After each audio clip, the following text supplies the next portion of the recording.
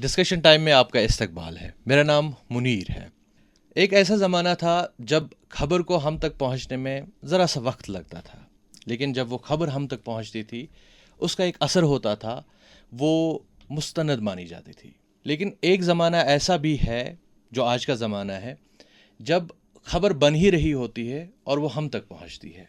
ऐसे में खबरों का असर धीरे धीरे वो कम होने लगा।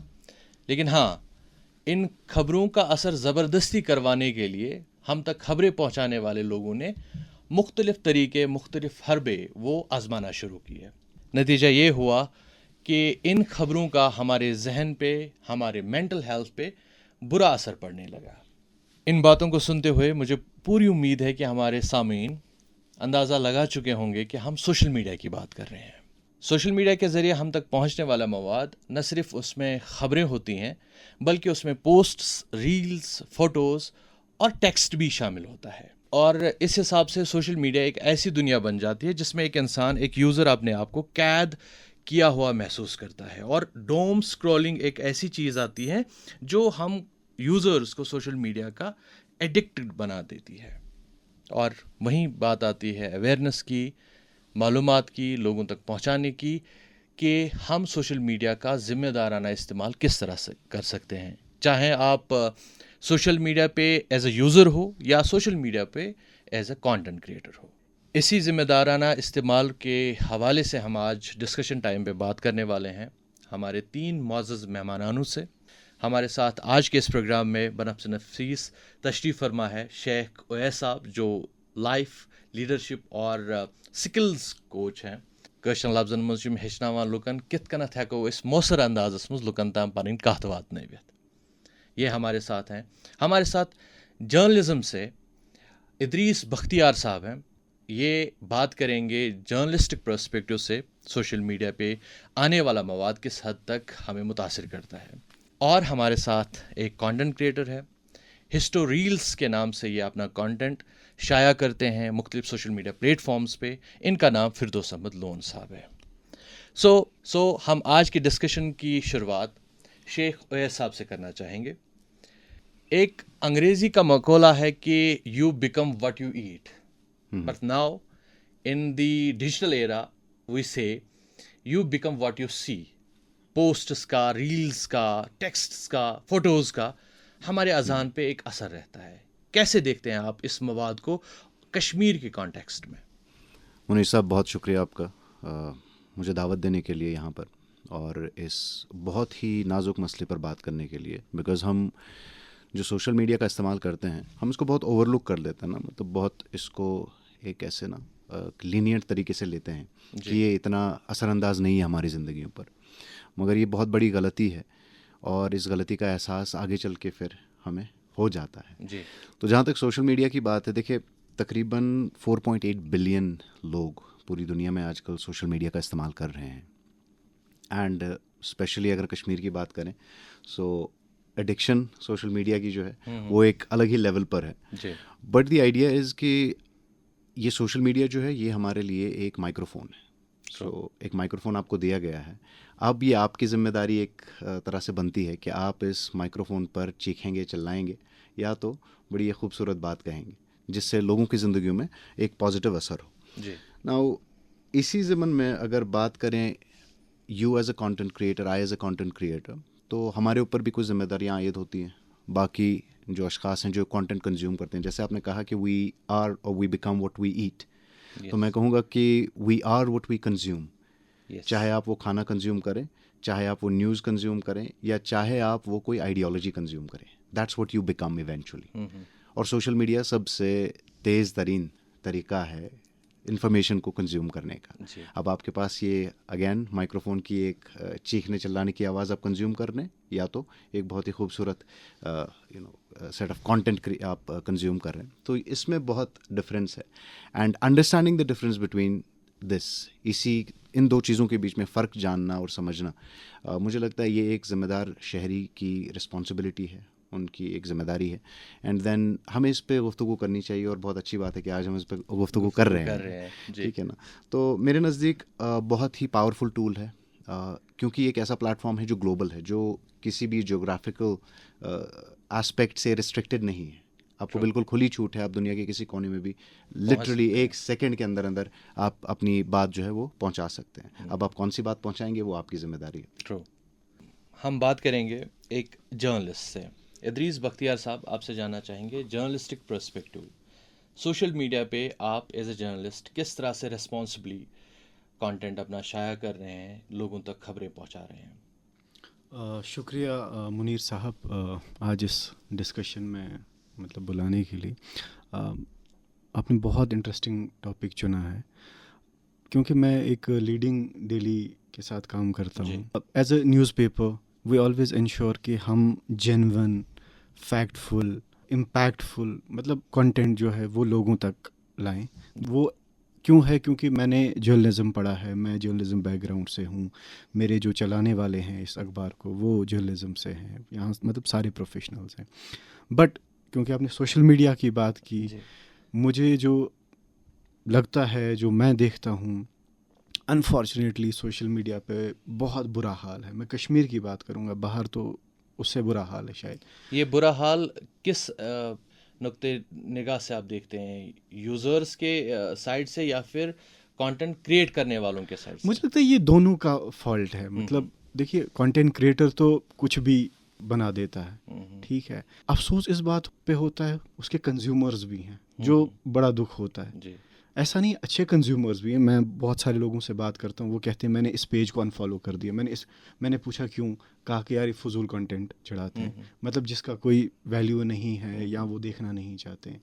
तो मुझे लगता है इसमें दोनों का फॉल्ट है।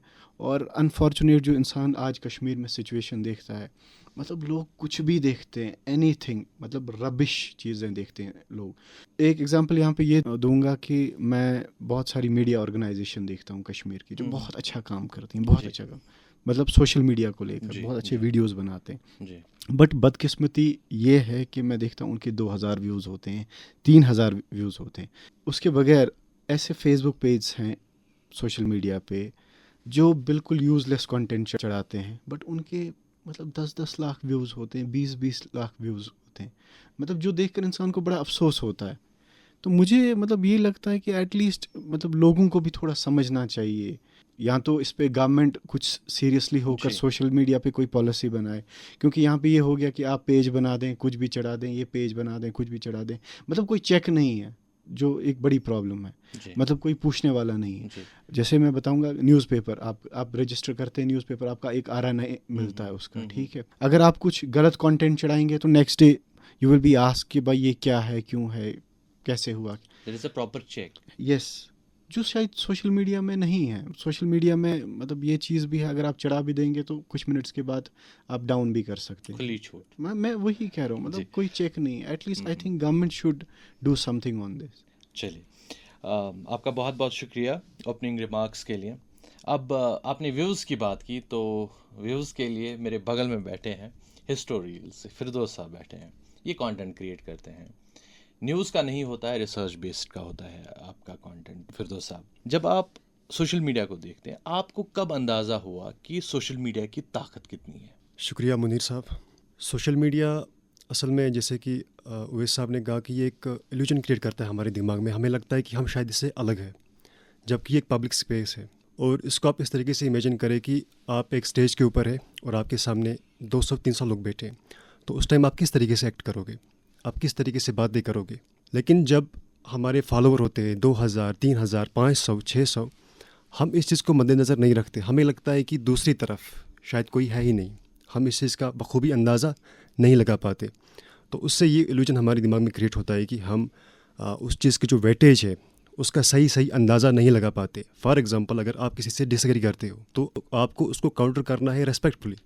आपको सबसे पहले ये ख्याल रखना है कि एक इंसान है और इसकी अपनी एक इज़्ज़त और डिग्निटी है। लेकिन अब आप मान लीजिए कि जो लोग आजकल जो रोस्टिंग का कल्चर चला है, फिर रोस्टिंग के चक्कर में जो है हम बहुत बार ऐसा करते हैं कि हम दूसरे इंसान की जो है इज़्ज़त को उछाल देते हैं, उसकी इज़्ज़त का हम ख्याल नहीं रखते। हम ये नहीं सोचते कि एक इंसान है। इस तरीके से आप इसको सोचिए कि अगर एक स्टेज होगा और आपके सामने 2000 लोग बैठे हैं, क्या आप उस इंसान के साथ वैसी बदतमीज़ी करोगे? क्या आप उसकी बॉडी शेमिंग करोगे? क्या आप उसके रिलीजन या एथनिसिटी या उसके रीजन के बेसिस पे उस बंदे का जो है उसको अटैक करोगे? नहीं करोगे, ठीक है।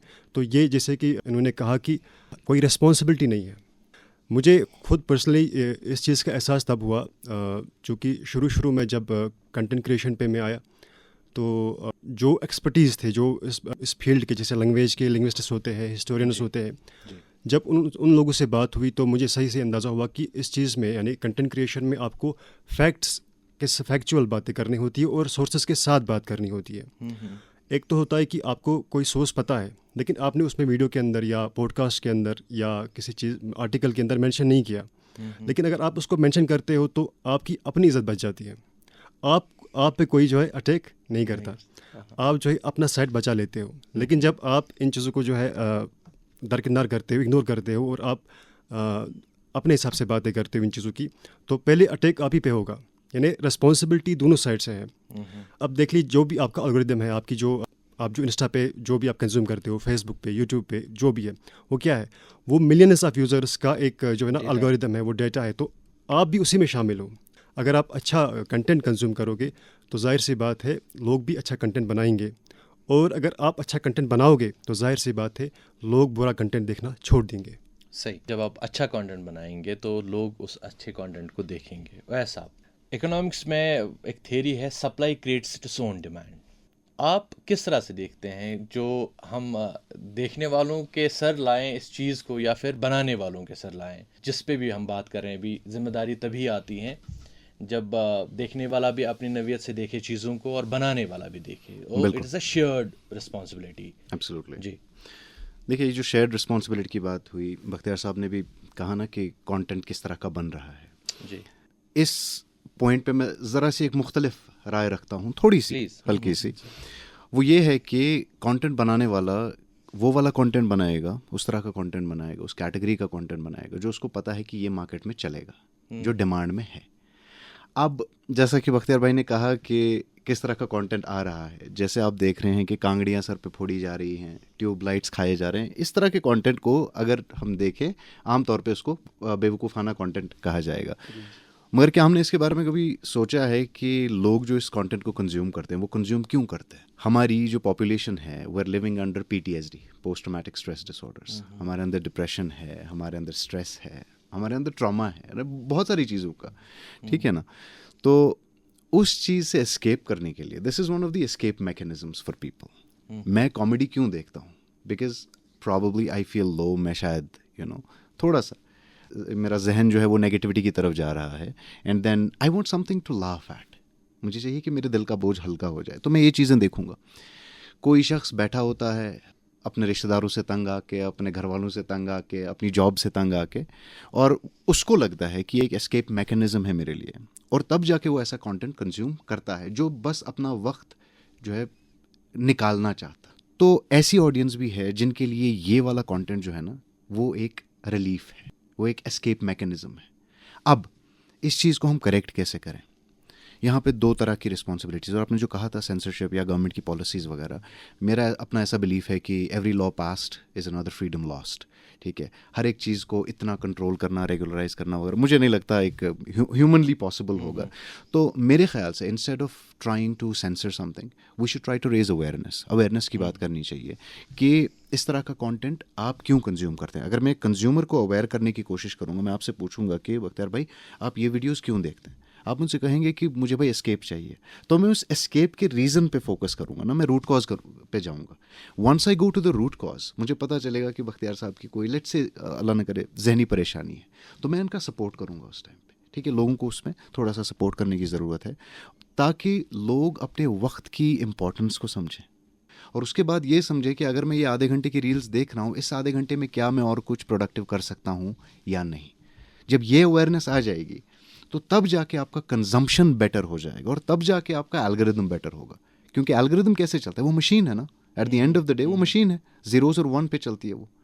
वो वही देखता है जिसकी कंजम्पशन ज़्यादा होती है। तो अगर आप चाहते हैं कि कंटेंट अच्छा कंज्यूम हो, तो पहले आपको जो वो स्टूपिड कंटेंट है उसके कंजम्पशन पे पहले आपको RCA करना पड़ेगा, रूट कॉज एनालिसिस करना पड़ेगा कि ये कंज्यूम क्यों हो रहा है। उसके बाद आप उसके मद्दे मुकाबिल ऐसा कंटेंट क्रिएट करें जो बड़ा ही असरअंदाज हो और जो बड़ा मीनिंगफुल हो, पॉजिटिव हो।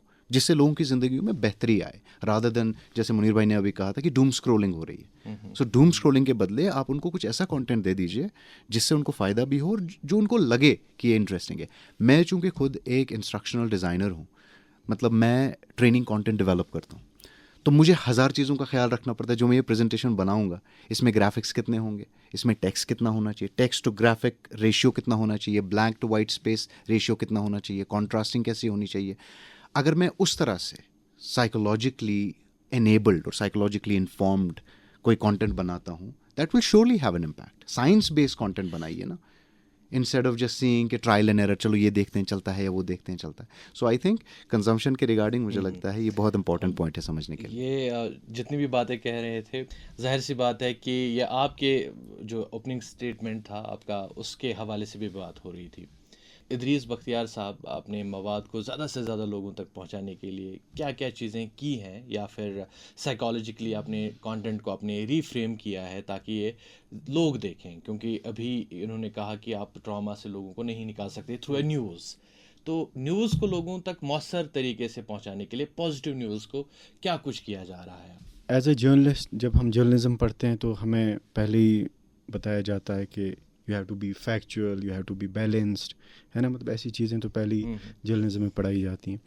मतलब मैं बताऊंगा कि as a journalist every day I try to choose a topic, क्योंकि जर्नलिज्म जब हम बात करते हैं तो it's a story of a common man, मतलब लोगों की बात हम करते हैं उसमें। तो मैं हमेशा कोशिश करता हूँ कि जो जर्नलिज्म का वो रूल है 5W1H, उसको फॉलो किया जाए। जब आप वो फॉलो करते हैं तो आई एम श्योर कि कहीं ना कहीं you are doing justice to your work. जैसे आपने जिक्र किया कि आप कैसे करते हैं, क्या करते हैं, मैं हमेशा जब मैं कोई रिपोर्टिंग करता हूँ, I always speak to the people, I always speak to the officials, I always speak to the people on ground, I cross check with my sources, I ensure कि इसमें facts हों, इसमें कोई plagiarism ना हो, इसमें कोई sensationalism ना हो। मतलब उन चीज़ों का एज अ जर्नलिस्ट जो आपने मुझसे पूछा, मतलब मैं उन चीज़ों का ध्यान रखता हूँ कि जो चीज़ बाहर जा रही है, जो कल न्यूज़पेपर में आएगी, it should be factual, it should be correct at least. मतलब कल लोग ये ना कहें कि इन्होंने कोई गलत रिपोर्ट किया था, इन्होंने कोई प्लेजरिज्म किया था, इन्होंने कोई सेंसेशनलिज्म किया था। जैसे आपने सेंसेशनलिज्म की भी बात बीच में की थी, मतलब आज ये बहुत होता है, बहुत ज़्यादा होता है। आपको ये सेंसेशनलिज्म, गैर जिम्मेदाराना तरीके से जो कुछ नाम निहादी जर्नलिस्ट सामने आकर न्यूज़ को हम लोगों तक पहुंचाते हैं, क्या ये चीज़ आपको परेशान करती है? बिल्कुल, मैं कहूँगा कि सेंसेशनलिज्म का मतलब ही है कि अगर नॉर्मल सी बात है उसको अगर आप बड़ा चढ़ा कर बोलें, मतलब at the end of the बात वो इतनी सी होगी, मगर जिस तरीके से उसको पेश किया गया होगा, मतलब वो यूज़र को लगता है कि, या देखने वाले को लगता है पता नहीं क्या हो गया है। आपने देखा भी होगा सोशल मीडिया पे इतना होता है, नाजरीन ये देखिए, नाजरीन वो देखिए, बात मगर लास्ट में इतनी सी होती है जी। तो इंसान को बड़ा फील होता है। ठीक है, तो मुझे लगता है कि जर्नलिज्म पढ़ना बहुत ज़रूरी है। यहाँ अनफॉर्चुनेटली क्या होता है कि यहाँ कोई बीएससी करके आता है, यहाँ कोई एमएससी करके आता है, यहाँ कोई मतलब डिफरेंट प्रोफेशन से आता है, they know a bit of writing और वो घुस जाते हैं इस प्रोफेशन में, तो वो थोड़ा सा दुख होता है। जब आप डॉक्टर, इंजीनियर या इनफैक्ट एडवोकेट या जज without degree, without proper qualification नहीं बन सकते हैं, तो मुझे समझ नहीं आता हम जर्नलिस्ट मतलब विदाउट कैसे डिग्रीज बन जाते हैं। मतलब इंसान को बड़ा दुख होता है ये देख। तो फिरदौस साहब, बात फिर से वही आती है कंटेंट क्रिएटर्स के हवाले से जो ये चीज़ सप्लाई कर रहे हैं। यही बात मैंने ओवैस साहब से भी पूछी थी कि आप ये मामला किन के सर बांधते हैं?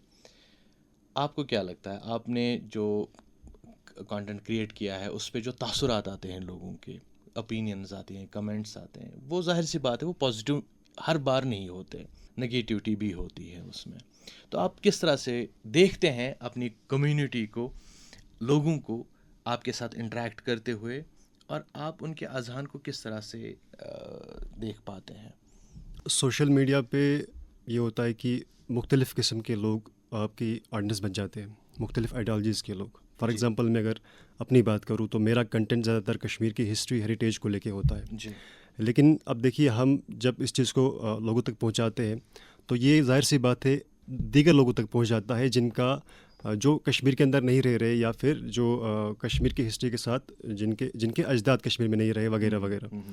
तो फिर ऐसे लोग जब एक स्पेसिफिक नैरेटिव लेके आ जाते हैं तो वो आपको जो है आपकी कमेंट सेक्शन में आपके खिलाफ मुख्तलिफ़ किस्म की अब्यूज़िव लैंग्वेज भी इस्तेमाल करते हैं। कभी कभी जो है गैंग कमेंटिंग होती है, पूरी एक गैंग आपके पीछे लग जाती है कहीं कहीं दिनों तक, तो आपको ना फिर कमेंट सेक्शंस बंद करने पड़ते हैं, ऐसी हालत हो जाती है।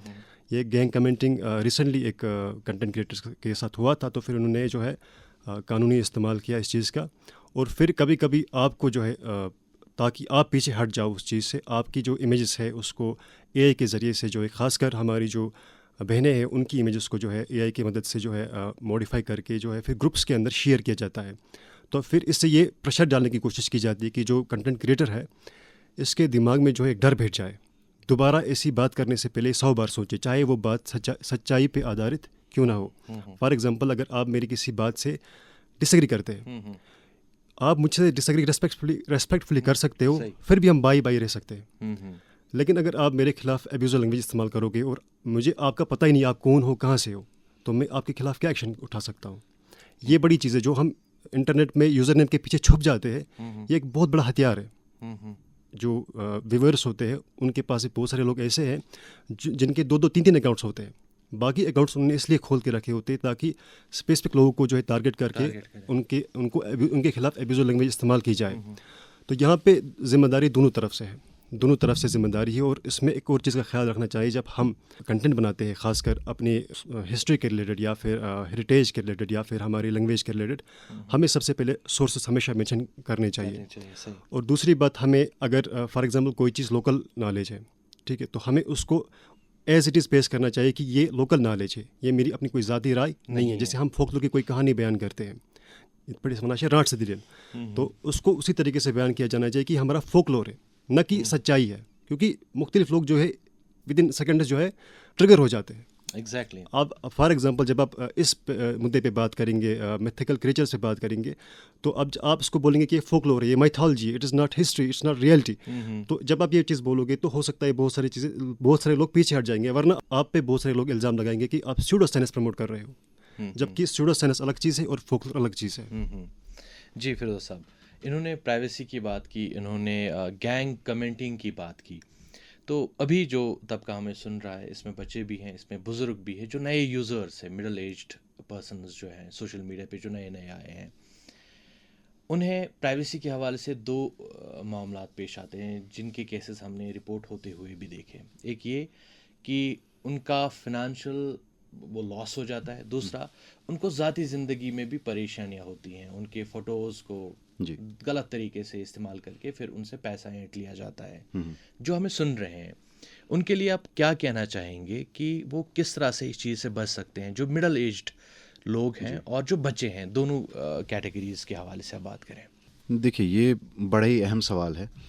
ये जो 2 कैटेगरीज आपने बताई, एक तो पर्सनल इन्फॉर्मेशन और दूसरी फाइनेंशियल इन्फॉर्मेशन, ठीक है, ये दोनों हद से ज़्यादा इंपॉर्टेंट है। फाइनेंशियल इन्फॉर्मेशन तो हमें पता है कि मेरे पैसे की इन्फॉर्मेशन कितनी ज़रूरी है, कितनी इंपॉर्टेंट है मेरे लिए, बट पर्सनल इन्फॉर्मेशन को हम लोग बड़ा नेग्लेक्ट कर देते हैं, हम इसको ऐसे ही छोड़ देते हैं बिना इस पर थोड़ा सा गौर व फिक्र किए हुए।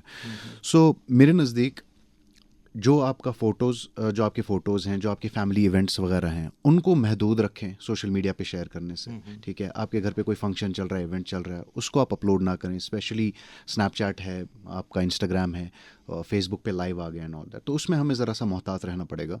अदरवाइज़ कुछ ऐसे बुरे लोग भी हैं सोशल मीडिया पे जो इसी फिराक में होते हैं, ताक में बैठे होते हैं कि कब मुनीर साहब जो है अपना एक वीडियो चढ़ाएं और मुझे पता चले ये कहाँ है। आपकी लोकेशन भी आपका एक प्राइवेट पीस ऑफ इन्फॉर्मेशन है, तो उस पर हमें थोड़ा सा गौर व फिक्र करना चाहिए कि इस तरह की कोई भी इन्फॉर्मेशन, कोई भी फ़ोटोज़, अच्छा बच्चों के फ़ोटोज़ हम लोग डाल देते हैं, ठीक है, अपनी फ़ीमेल्स वगैरह माँओं बहनों की फ़ोटोज़ डाल देते हैं, उससे मुझे लगता है हमें इज्तनाब करना चाहिए ताकि उसका गलत इस्तेमाल ना हो। और एज़ फार एज़ आपका फाइनेंशियल वाला क्वेश्चन है, फाइनेंशियल एस्पेक्ट का, देखिए किसी के साथ अपना OTP, किसी ने आपको कोई लिंक भेज दी, कॉल कर लिया, आपका जी कोई रिलेटिव पकड़ा गया जी, उसके साथ ड्रग्स पकड़े गए, है ना, कोई किडनैप हो गया या मुझे पैसों की ज़रूरत है एंड ऑल, तो आप कोशिश करें वो सारी चीज़ें पहले वेरीफाई करें, उस शख्स को पहले कॉल करें, देखें कि ये मसला सही है या नहीं, या किसी ने उनका फेक प्रोफाइल बनाया हुआ है, ठीक है, क्योंकि उनकी फ़ोटो उठा के उनके प्रोफाइल से फ़ोटो कॉपी करके जो है एक नया प्रोफाइल बना दिया, उसी प्रोफाइल से वो बाकियों को मैसेज उनकी फैमिली को भेज देते हैं।